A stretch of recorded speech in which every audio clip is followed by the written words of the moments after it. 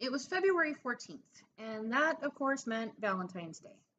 I've never really been big on that holiday, to be honest. I've always held a few personal articles of faith when it came to love and relationships, even though I'd not always trusted them enough to adhere to them. The first is that a soulmate will love you for precisely who you already are, and that any changes you make to yourself should be for the sake of your own happiness and not to fit some ideal version of you that someone else wants you to be. The second is that when two people are truly in love, every day is like Valentine's Day, and designating one day where the exchange of gifts and declarations of love are expected feels like saying, we only have to love each other on this day.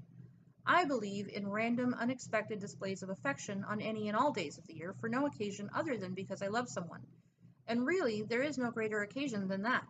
Plus, I'm not a big fan of flowers and jewelry and stuffed animals, which are all violently overplayed on Valentine's Day.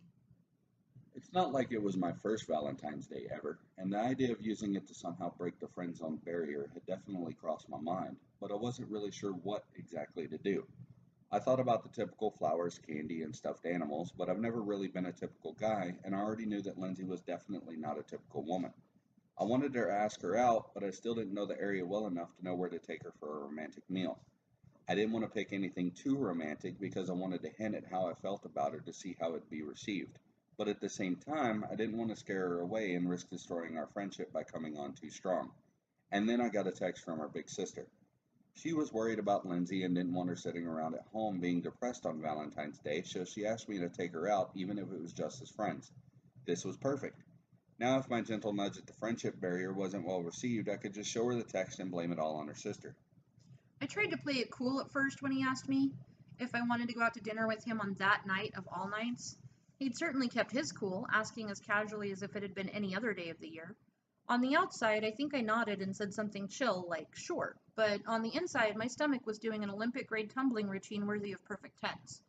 When it was time to start getting ready, I agonized over whether or not to wear makeup. How dressed up does one get for a maybe not really a date on Valentine's Day? Before I knew it, I'd abandoned all caution and dolled myself up in a sexy red velvet dress, the perfect color for Valentine's Day, and I paired it with heels, makeup, earrings, and my very best perfume. To hell with it, I wanted to send a message. I started out with jeans and a t shirt because she'd accepted the invitation so casually. Was it going to be a date or just another night where two friends grabbed a bite to eat together like we'd done pretty much every other night since I'd moved in?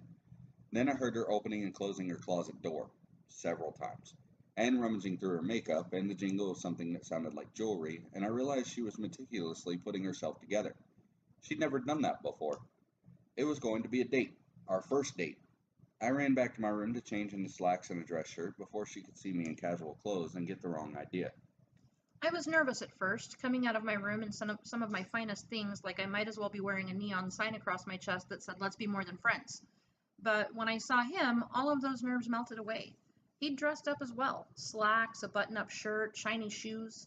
He looked absolutely amazing.